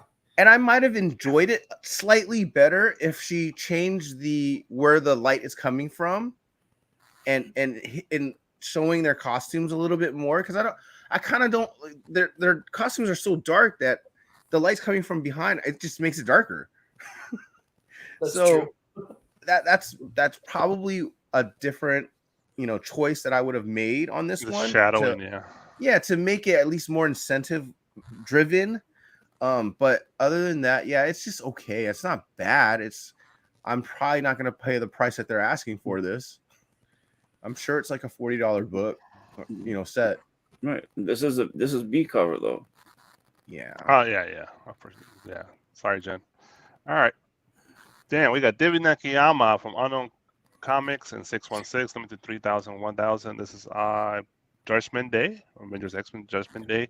I'm not sure what issue is this. Do I have an issue number? No, I don't see an issue number. But I don't know about this Spider-Man, but Jeff? I'm assuming that's his Hellfire Gala outfit. Yes. I don't even know which Spider-Man this is. So yeah, that kind of weirded me out. I don't. Miles Parker. Miles Parker Riley. Morales. Ben Parker. And Miles. Ben Parker. And it looks like it should be on a $20.99 Spider-Man. I mean, it's all confusing. I'm over it. I'm over these magazine cover ones. Well, he's not even the originator, right? It's somebody else. Yeah, and I love David too. Damn this it. is Judgment Day number 4. 4. Like, there's nothing really wrong with the Spider-Man. I think his right arm's a little short. But yeah, it's nothing. Again, it's nothing I would purchase because I'm over these glamour magazine covers. And honestly, he's not doing anything special. He's literally sitting against the wall. So I'm gonna pass on this one for sure. Yeah, Mike. Yeah, this is a big no. And again, this is right there with the Jen Bartel. This is not what I want from David Nakayama again, and it's muddled with weight. Again, you're right, Jeff. Exactly. Too many of these stupid glamour magazine things.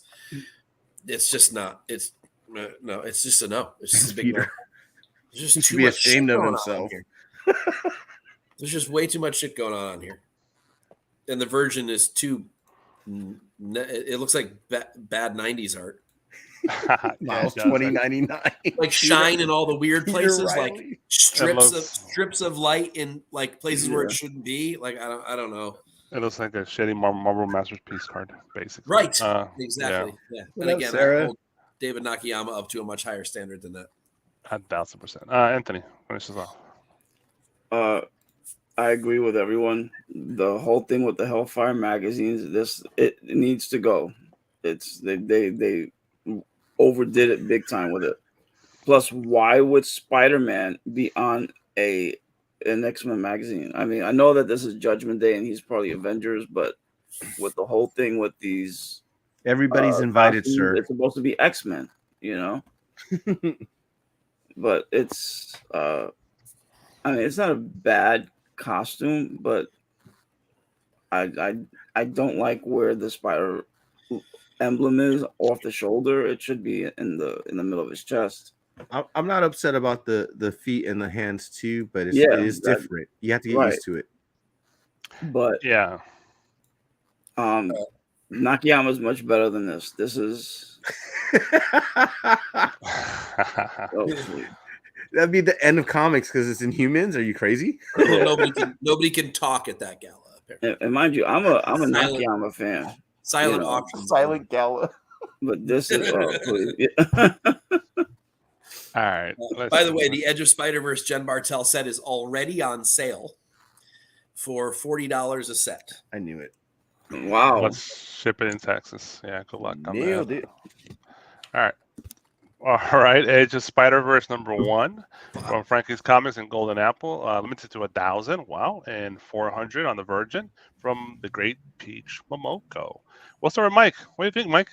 I think there's the other 2,600 are probably in a dumpster fire where the other 1,400 should go. Fuck, we're geeks, dude. This shit was so funny. We're such geeks. Because, wow, this is not good. Yeah. What is she, 5 on the cover? What's happening here?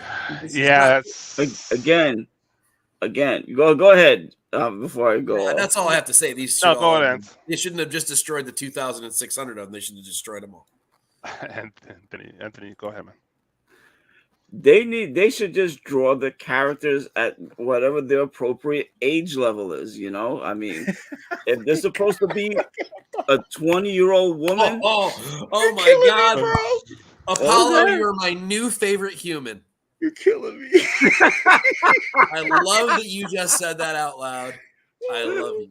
Go back to that one. I've never met you before. I don't think I know who you are. Oh my God.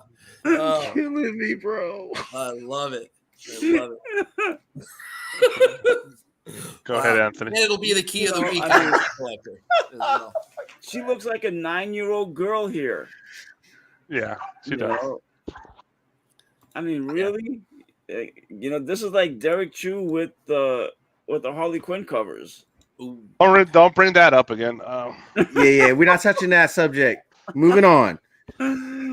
But I mean, I like the background. You know, like how the webs are coming off of her. It's just, I guess, if she made her, older, maybe it would have been better. But it just, she looks like a little kid. To me, the one that they should have, as a kid, she should have put Aranya on there. There you go. That would have been interesting.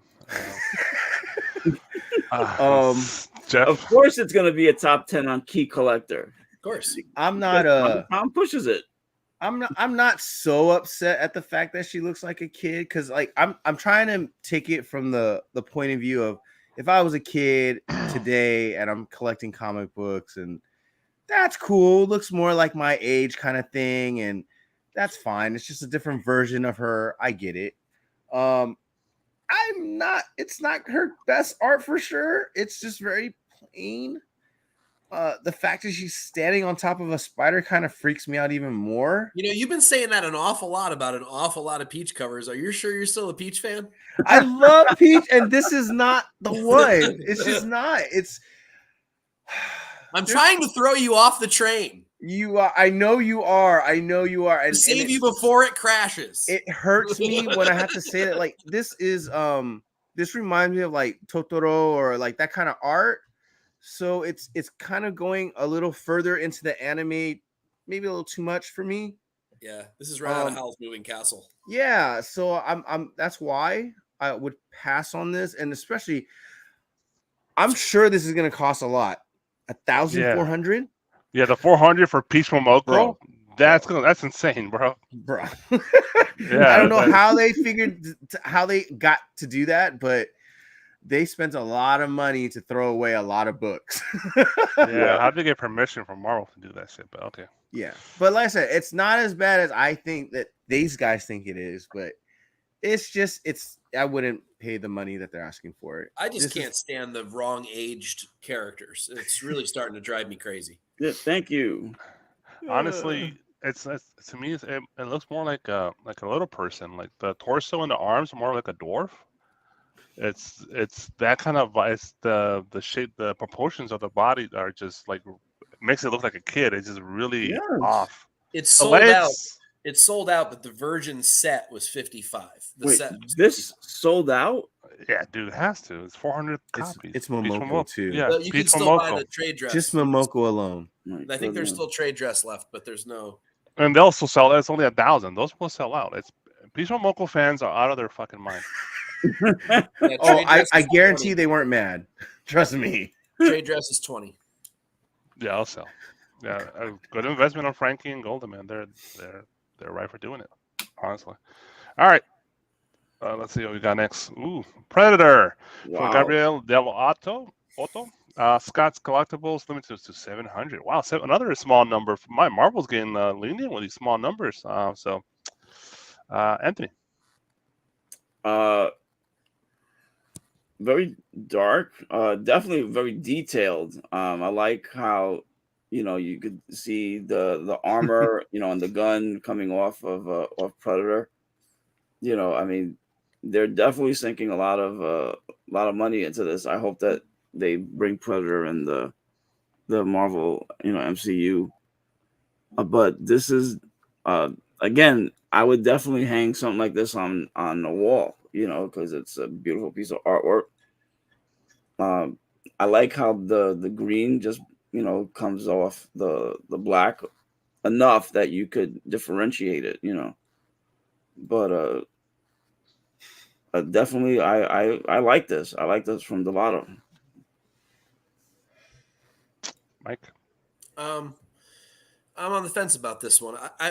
Delato, when he does these black background covers with what looks like chalk, I'm assuming that's pastels rather than oil paints. Mm-hmm. I have not been a fan of them.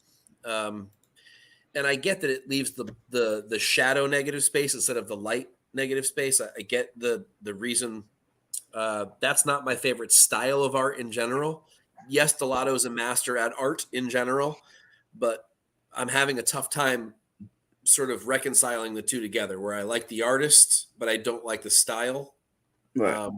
So there's the art itself is really good. The overall impact of the cover doesn't do it for me. I don't like that much dark in the cover in this style, this pastel style.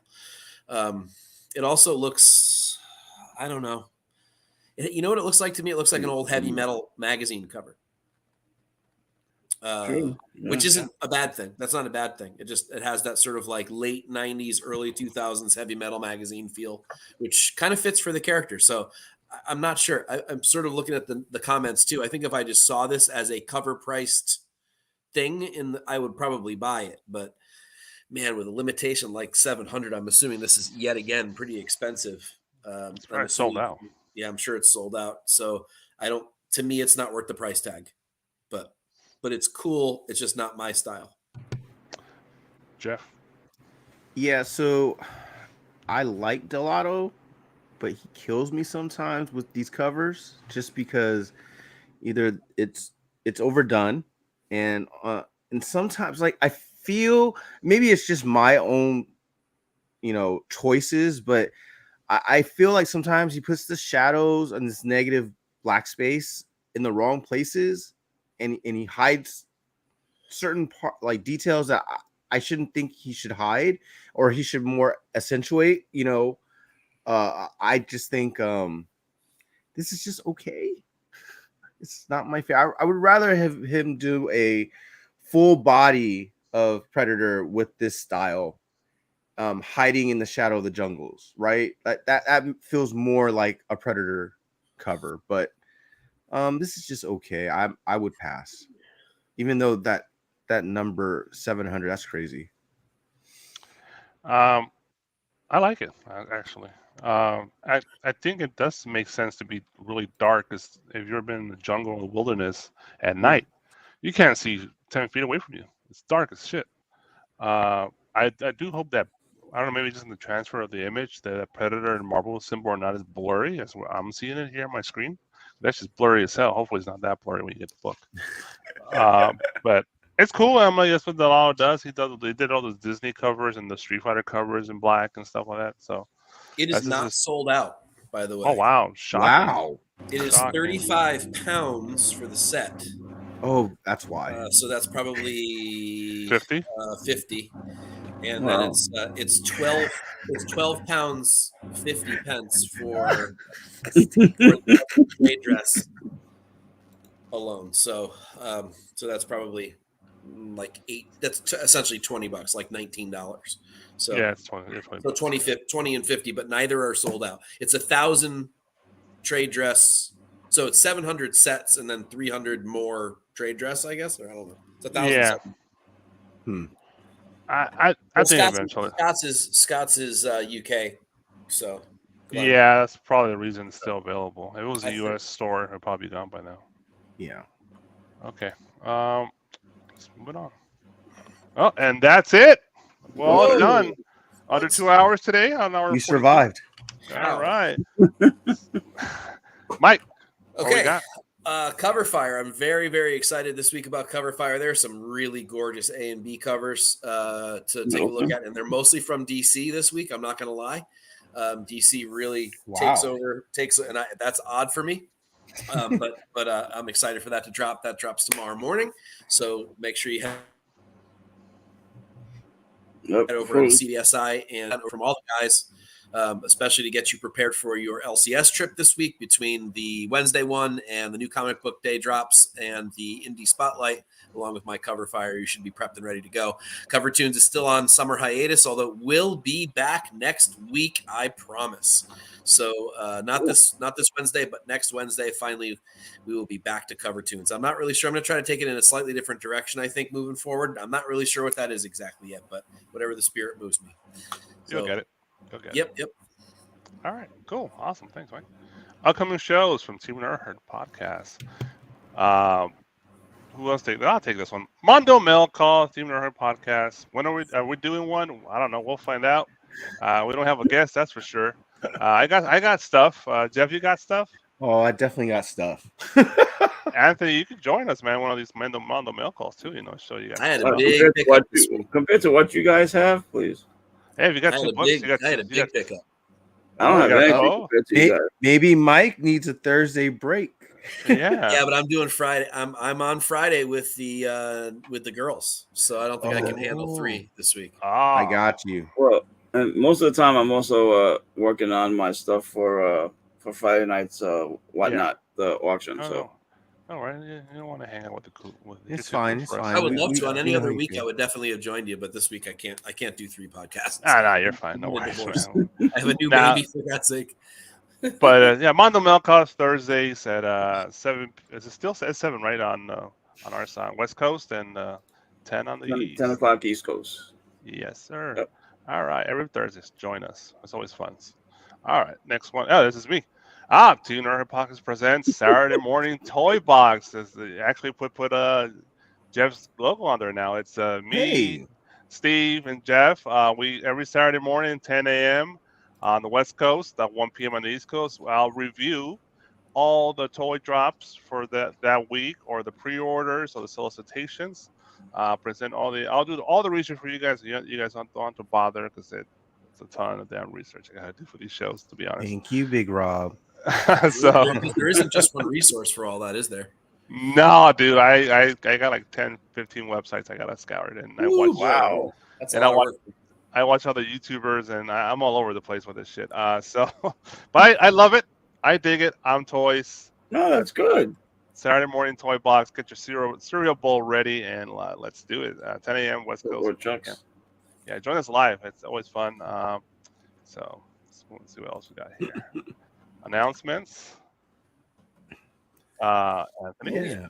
So if you go to Bird City Comics, our great friends Ant and Laura, you can check out all their special store exclusives. I mean, I picked up a couple over San Diego Comic-Con.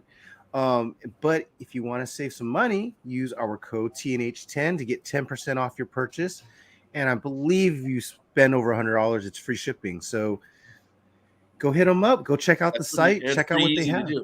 Pretty easy to get to $100 on that site. That's for sure. It's so damn easy. All right. Wow, I'm in control. Oh, there you go, Ant. What's up? Oh. He almost pissed himself, dude. I'm surprised. Holy cow. When did you guys make this where you do this? What is this about? Okay, so some of us are at work while you're doing it. On Friday nights and Sunday nights, about 8 o'clock, I'm on Whatnot, selling books, primarily modern age books. Like this past weekend, I did indie. I still haven't thought of a theme for whatchamacallit for this Friday, but if you follow me up on Instagram, I always post my ads there. As far as what the theme is, and if there's a time change or whatnot. And it doesn't feel like a She-Hulk week. And this week, this past Sunday, I actually so far I hit my all-time high. All right, nice. man. Nice. Congratulations. So yeah. So I'm still packing books. I know that's the sucky part, right? Yeah. No, actually, it's not too bad. I mean, I had 8 people buy, but it was a great turnout, Okay. Because I only do it for like 2.5, 3 hours. Only, but he said the interaction with these guys so far has been great. I've gotten some loyal. There you go. I actually sold part of my Star Wars Legacy set this past Sunday. Oh wow! Whoa! Damn. Yeah. Yeah, I mean, maybe I will do Star Wars because I do have some Darth Vaders. I have, a few other things, but I won't get rid of my High Republic or High Republic adventures yet. So, so what day and what time again? Fridays at 8 o'clock, Sundays at 8 o'clock. In the morning? Eastern. No. In the morning. Nighttime. Nighttime. Okay. PM East Coast. 8 p.m. Eastern. 8 p.m. Eastern. 5 p.m. West Pacific. Yes. Glenn, I do not know the answer to that question. I will say it's in Canada, so as Canadian sellers are on it. They're working on it. They're making their way over there. I know. Right now, I do have one guy from Canada who's bought from me like 4 times already. When he buys big. So yeah. I'm assuming yes. I'm assuming they can't possibly. I think the problem is that shipping to and from the UK. Yeah, it is. I mean, they So- do have, you know, a special label for priority, but you know, for people in Canada, they essentially would have to spend enough to make it worth it. You know, It's the shipping and the volatility of the current currency exchange. Yeah, there was a guy yesterday from Canada had great records. I wanted to buy, but couldn't float the shipping, man. It was just too much. So yeah, I think until that gets sorted out and we're really out of this COVID mess, I have a feeling they'll probably avoid overseas. Yes, sir. Thanks, Sticks. Oh, and just to let you guys know, for this Friday, I just hit 200 followers. Damn. So normally I do a giveaway. This Friday I'll be doing a double giveaway. And where's that book? I think I had it around here. Oh, you can just tell them if you can't find it. Here. The book that I'm going to be giving away is for the 200 is the Star Wars Darth Vader #1 from the 2017 run. Oh, okay. all right. Nice. Cool. Yeah. So awesome, Anthony. Well, that's it. That's all we got for today. Thanks for joining us again, Cover Lovers. Here Monday nights, always a blast with the guys. Anthony, send us out, man. Yes. It's been a while, but thanks for everyone coming here. Just if you want to do it right, cover horse for life. There it is. All right.